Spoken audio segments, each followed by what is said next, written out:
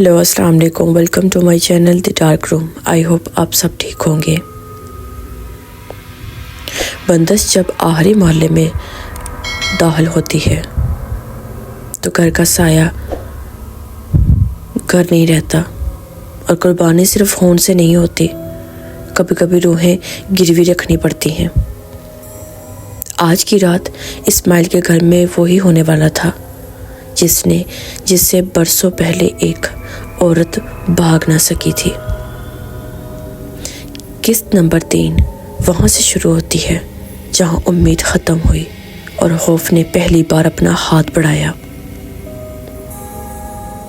सो आज हम story start करने वाले हैं बंदिश एपिसोड 3। आई होप आपको मेरा ये एपिसोड भी बहुत अच्छा लगेगा।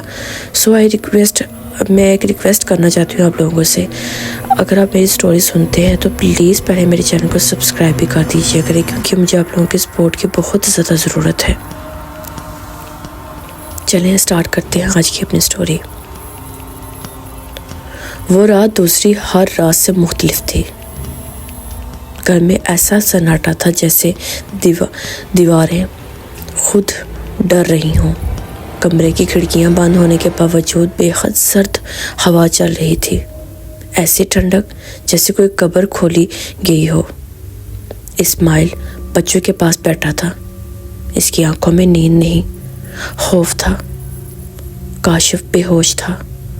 इसका सीना धीरे धीरे ऊपर नीचे हो रहा था। राबिया मुसलसल दुआ पढ़ रही थी, मगर अल्फाज बार बार रुक जाते, जैसे ज़ुबान पर कोई बोझ रख दिया हो। हलीमा कोने में बैठकर कांप रही थी। बेटा वो आज आएगी। आज बंदिश आखिरी मरले में है। अगर वो किसी एक को लेगी तो वो कभी वापस नहीं आएगी। इस्माइल के हाथ पसीने में डूबे थे। अगर मेरी जान चाहिए तो वो भी दे दूंगा, लेकिन बच्चों को हाथ ना लगाए। हलीमा ने आंखें बंद करके कहा, वो इंसानी ज़ुबान नहीं समझती, वो बंदिश का कानून समझती है, और कानून कहता है कि जिसने खून लिया वही खून छुड़वाएगा। ये सुनते ही राबिया के हाथ से तस्बीह गिर गई। रात के 12 बजते ही कमरे का बल्ब चिलमिलाया। वही दरार, वही दीवार, वही जगह आहिस्ता आहिस्ता फिर से फटने लगी, मगर इस बार आवाज़ नहीं आ रही थी। बस अंधेरे में एक लर्ज फैल रही थी, जैसे दीवार खुद सांस ले रही हो। काशिफ ने अचानक आंखें खोल दी। वो घबराया हुआ उठ बैठा। बाबा वो आ रही है, वो कह रही है वक्त हो गया है। राबिया ने रोते हुए बच्चे को पकड़ा। काशिफ मेरे बेटे कुछ नहीं होगा। मगर बच्चे ने सर हिलाया। अम्मी वो कह रही है कि वो आज कोई एक ले जाएगी।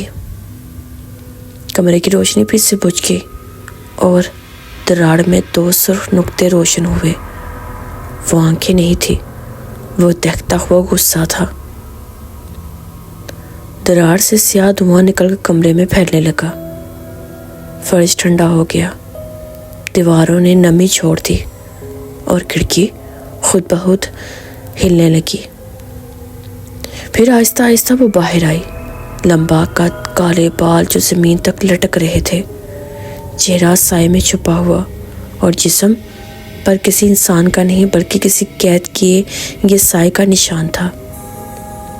वो रुकी, गर्दन टेढ़ी की और पूरे घर को सूंघने लगी, जैसे शिकार का इंतखाब कर रही हो। इस्माइल ने बहादुरी दिखाई, आगे बढ़ा। मेरी जान चाहिए, ले जाओ। ये साया रुक गया। चेहरा थोड़ा ऊपर उठा। फिर इसने अपने हाथ इस्माइल के चेहरे पर रखे। इसके हाथ बर्फ से ज़्यादा सर्द थे। फिर वो सिसकी। आवाज़ ना औरत की थी ना मर्द की। तो वो नहीं जिसने मुझे कैद किया। तेरा खून मेरा मकसद नहीं। मेरी बंदिश इस खानदान के अगले खून से टूटेगी। इस्माइल पर बिजली गिर गई। اگلا خون کون؟ عورت نے کاشف کی طرف اشارہ کیا۔ عائشہ چیخ مار کر رابعہ سے لپٹ گئی۔ کاشف بے اختیار ہوا میں اٹھ گیا۔ اس کے ہاتھ پاؤں اکڑ گئے جیسے کسی نادیدہ رسی نے اسے کھینچ رکھا ہو۔ اسماعیل آگے بڑھا مگر دیواروں سے نکلتی ہوا نے اسے پیچھے پھینک دیا۔ حلیمہ کمرے کے کونے میں مسلے پر بیٹھ کر دعائیں پڑھنے لگی۔ سایہ آگے بڑھا، اس کے قدم زمین کو چھو رہے تھے۔ اس نے بچے کی گردن کو چھوا۔ کاشف کی سانس رکنے لگی۔ رابعہ چیختی رہی، خدا کے لیے چھوڑ دو میرا بچہ، ہم نے کیا بگاڑا ہے؟ سایہ رک گیا۔ آواز گونجی، تم نے نہیں، تمہارے ہون نے میری نسل توڑی تھی، اب میں تمہارے ہون سے اپنی قید توڑوں گی۔ کمرے میں زوردار دھماکہ ہوا، لائٹس ٹوٹ گئی، باہر سے کتوں کے بھونکنے کی آواز آنے لگی۔ حلیمہ لرزتے ہوئے بولی، بیٹا اب مجھے سچ کہنا ہوگا، تمہارے ابا نے صرف بندش نہیں کروائی تھی بلکہ روحی کو زندہ دفن کیا گیا تھا۔ رابعہ کے اوسان حتی ہو گئے۔ کیا آپ جانتی تھی؟ حلیمہ روئی۔ وہ کسی اور سے شادی کرنا چاہتا تھا، روحی کو راستے سے ہٹانا چاہتا تھا، اور ایک عامل کے کہنے پر اسے قید کرنے کے لیے تعویذ دفن کیا گیا۔ لیکن وہ عورت مرنے سے پہلے لعنت دے گئی تھی کہ جس گھر سے اسے زندہ نگل لیا وہ اس گھر کی ہر نسل کو ایک ایک کر کے کھائے گی۔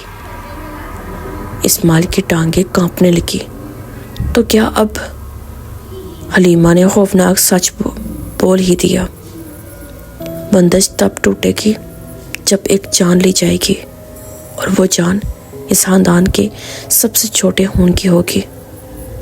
رابعہ نے بچے کو پیچھے چھپا لیا۔ سایہ آگے بڑھا، اس کے قدموں کے ساتھ دیواروں کی دراڑیں لمبی ہونے لگی۔ کاشف کمر کے بل ہوا میں گھوم رہا تھا جیسے کوئی اسے باہر کھینچ رہا ہو۔ پھر عورت نے اپنے دونوں ہاتھ اٹھائے، اس کے ہاتھوں سے کالے دھوئیں کے دھارے نکل رہی اور بچے کے گرد گھومنے لگی۔ اچانک سایہ نے زبان میں کچھ پڑھا جو انسان کا کلام نہ تھا۔ کاشف زور سے چیخا، پورا گھر ہلنے لگا، لائٹس ٹمٹمانے لگی، چیزیں خود بخود گرنے لگی، اور تب اسماعیل نے پہلی بار عورت کا چہرہ دیکھا۔ وہ چہرہ نہیں تھا، وہ ٹوٹی ہوئی ہڈیاں، پھٹی ہوئی کھال اور انگارے کی طرح دکھتی آنکھوں کا عجیب سا قصہ تھا کوئی، جیسے وہ مر کر بھی نہ مر سکی ہو۔ وہ ہنس رہی تھی، ایک ایسی ہنسی جس کے پیچھے صدیوں کی چیخیں تھیں۔ اسماعیل نے روحی کی طرف دیکھ کر چلایا، اگر تجھے ایک خون چاہیے تو میں دوں گا، بچے کو چھوڑ دے، میری جان لے لے۔ سایہ رک گیا، گردن ٹیڑھی کر کے اس کی طرف دیکھا، پھر آہستہ بولا، قربانی صرف خون کی نہیں ہوتی، روح کی ہوتی ہے۔ تمہاری روح میں وہ نشان نہیں جو چاہیے تھا۔ پھر اس نے اپنے ہاتھ کاشف کے سر پر رکھے، یہ میرے لیے بنا تھا۔ اسماعیل ٹوٹ گیا، رابعہ چیخ کر بے ہوش ہو گئی۔ عائشہ دیوار سے چپٹ کر رونے لگی۔ جب عورت کا ہاتھ کاشف کی گردن توڑنے کے لیے اٹھا، اسی لمحے باہر سے اذان کی آواز آنے لگی۔ ایک زوردار چیخ پورے گھر میں گونجی۔ عورت پیچھے ہٹ گئی، دراڑ دھواں چھوڑنے لگی۔ کاشف زمین پر گر گیا، زندہ۔ سایہ غصے میں دیوار سے ٹکرایا اور وہی الفاظ چیخ کر بولا، یہ اذان، یہ صرف مجھے روکتی ہے لیکن ختم نہیں کرتی، میں پھر آؤں گی، اگلی رات آخری رات ہوگی۔ دھواں زور سے پھٹ کر غائب ہو گیا۔ دراڑ بند نہیں ہوئی بلکہ اور چوڑی ہوگی۔ اسماعیل روتے ہوئے بچے کو گود میں اٹھا کر ہچکیاں لینے لگا۔ یہ ٹھیک ہے نا؟ کاشف نے نیم بے ہوشی میں سرگوشی کی۔ بابا وہ کہہ رہی ہے اگلی رات میری جان لے لے گی۔ اسماعیل کے قدموں تلے زمین کھسک گئی، اور اس رات اسماعیل کو سمجھ آ گیا یہ بندش صرف ایک سایہ نہیں، یہ ایک ادھار بدلہ ہے، اور آخری رات اب شروع ہو چکی تھی۔ سو آئی ہوپ آپ کو میری آج کی سٹوری، آج کا ایپیسوڈ بندش ایپیسوڈ 3 بہت پسند آیا ہوگا۔ اگر آپ میرا ایپیسوڈ 4 دیکھنا چاہتے ہیں تو اس کے لیے آپ کو میرے چینل کو سبسکرائب کرنا ہوگا۔ سو پلیز اگر آپ میری ویڈیو دیکھتے ہیں تو پلیز اپنے دوستوں سے بھی شیئر کیا کریں، کیونکہ مجھے آپ لوگوں کی سپورٹ کی بہت زیادہ ضرورت ہے۔